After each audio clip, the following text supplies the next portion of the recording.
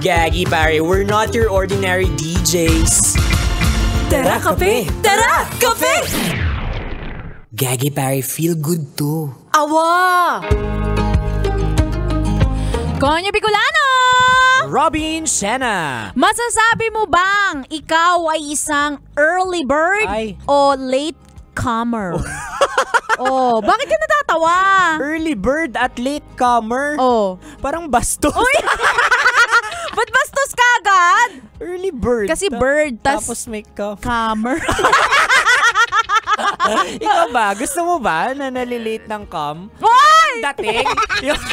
Ano ba? I-explain mo muna ito. Ikaw alam mo na pag-alat ang manyakul ka.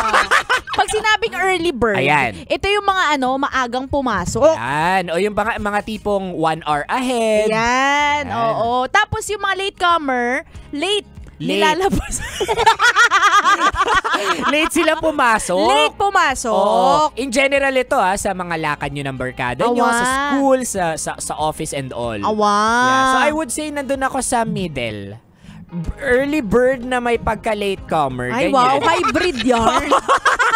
Oo, kasi pero gustong-gusto ko yung yung early bird. Awa. Kasi naniniwala ako na early bird catches another bird.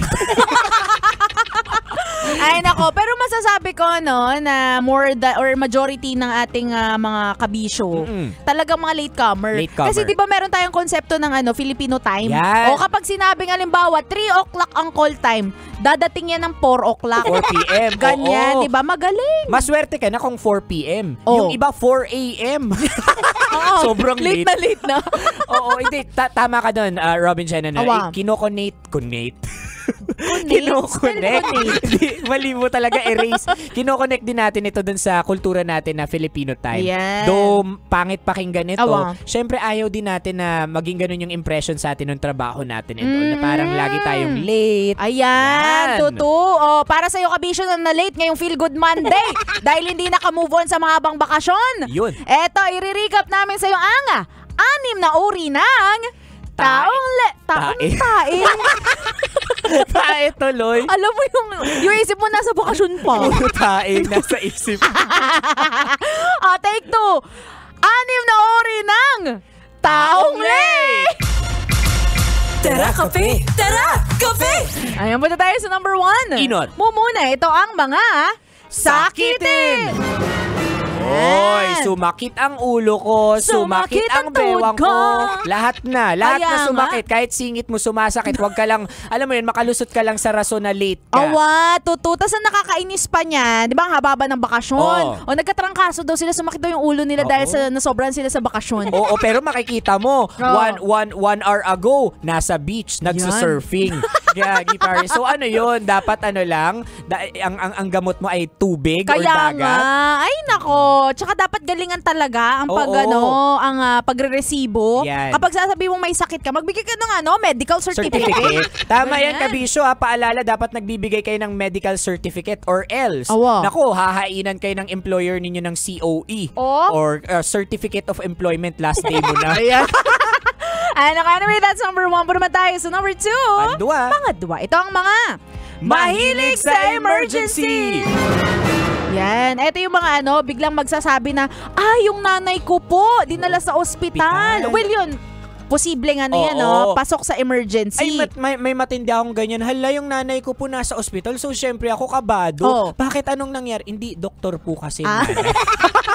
Diba? Nakakainis yung gano'n. Oo. At saka for some reason, ang salitang emergency kasi kapag ginamit mo yan, nagkakaroon din ng urgency sa tao. Sa boss mo, sinabi mo emergency Feeling niya tuloy, talagang life-threatening situation. Kumbaga meron agad-agad na quick response and all. Totoo. May magsasabi, hala may sunog po. Anong nasa sunog? Yung swimming pool. Paano nasunog ang swimming pool? Diba? Nako.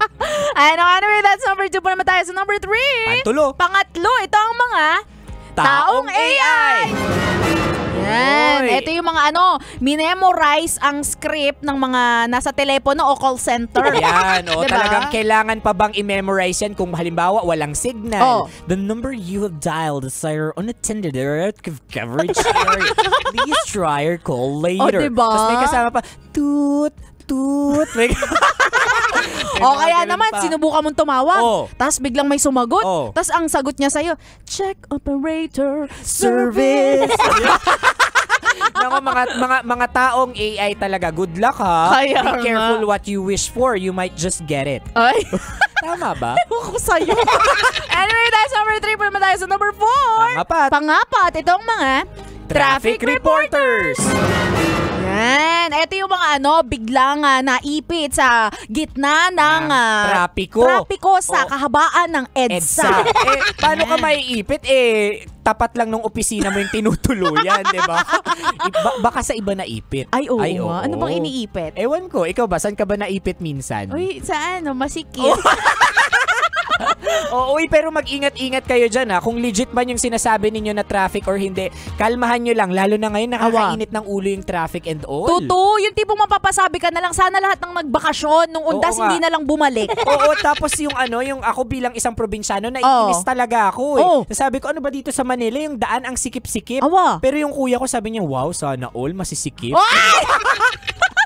Ibang daan pa lang nasa isip. Ay, naku, yung kuya mo, ha. O, ikaw yun, no? Yung kuya ko, alam mo na kung saan pamilya ako galing. Mga pamilyang manyak ko. Anyway, that's number 4. Puro tayo sa number 5. Panlima. Ito ang mga dramatista.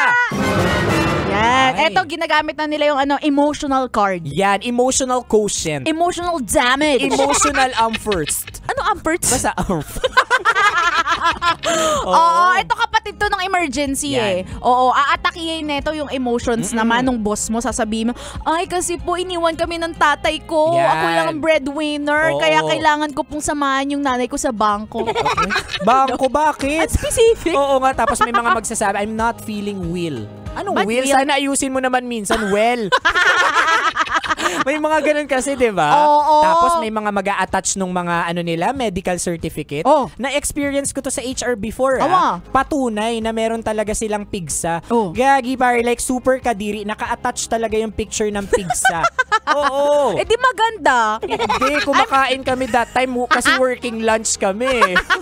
I mean, kung ako yung boss, mas ma-appreciate ko yung ganun. May medical certificate ka with pictures na may dugo-dugo at nana-nana. Diba? Mas okay. Kesa magdrama ka. Oo. Ay, anyway, that's number 5. Pwede ba tayo sa last but not least, number 6? Pang-anam.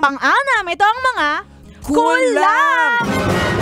Yan. Pakul-kul lang sila. Kaya nga may mga ganitong office mate Yung late na siya na 1 oras, pero pagdating niya dun sa pintuan, parang, oy guys. Ay, chill. Hey, what's up, bro? Guys? Tapos sa school din, late na siya ng 1 hour sa subject nila. Ay, may iced coffee pa rin. Ay, oo. Naku, diba? Hindi natin alam kung saan sila nanggagaling and all, pero alam mo ba yung pinakarason? Bakit sila chill na chill? O kasi, sila nung boss mo. Magkarelasyon pala. Naku, may excuses pala. Uy, kabisyo ha, isang malaking paalala mula sa amin ni Robin Shena na ang pinapasukan ay opisina, hindi kung sino-sino. Hindi ang katrabaho mo. Ayan, si Boy Pindot, may kwento siya dito. Yung isang kasama natin dito, imbis na masama pakiramdam, ang na-type niya, masaya pakiramdam. Ay, oo. Ayan, tapos, napaghalataan tuloy siya. Ay, naku. Anyway, kabisyo, kung di mo naabutan ang usapan namin ito, baka gusto mong sumali sa ating live ngayon sa Facebook at aming TikTok, puntahan mo lang ang Love Radio Manila. Yan. At ako pwede mo i-follow sa aking mga social media accounts. Ako sa aking Facebook, Instagram, Twitter, TikTok at DJ Robin Shena. Same socials, mga broski, at Konyo Bicolano. Nako, sabi nga nung kabilang estasyon na sister station natin, sabi niya siya daw ay ang kaututang dila ng mga nakikinig sa kanya. Tayong dalawa naman ay kaduraan ng buha. Kasi ang bababoy na lumalabas sa bibig. Ay, nako. Oy, mabilisang shoutout lang sa mga nanonood sa ating FB Live. Melona Dael, Joan Lamata, Gloria Mesiano, Renate Solis. Happy viewing po sa inyong lahat. Ayan, same sa TikTok, Miss Happy Feet, and then sina Leonard, and then also sina James Roque. Hi. Ayan. O siya, kabisyo, mga kasama nyo kami bukas na ulit. Hala, bukas rin Balyena. Siyempre, Monday, kailangan bago yung mga tunog natin. Tama. Mula alas 11 ng umaga hanggang alas 3 ng hapon para bigyan pa kayo ng mga science tips at skits sa buhay-buhay. Susunod na kabisyo ang Rocky's Secret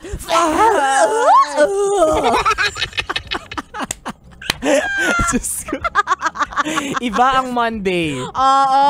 Simula alas 11 ng umaga hanggang alas 3 ng hapon, bibigyan namin kayo ng mga science tips at skits sa buhay-buhay. Believe this is your pinakamagandang probinsyana, DJ Robin. Robin Channel. Your Uragon Broski like super legit and all ko kanyo, Bicolano. Dito lang yan sa Tara. Kape. Tara Kape. Sa 90.7 Love Radio. Feel good. Ay, gagi pare. Ah, wow. Tara Kape! Tara Kape! Konyo Bicolano at Robin Siena!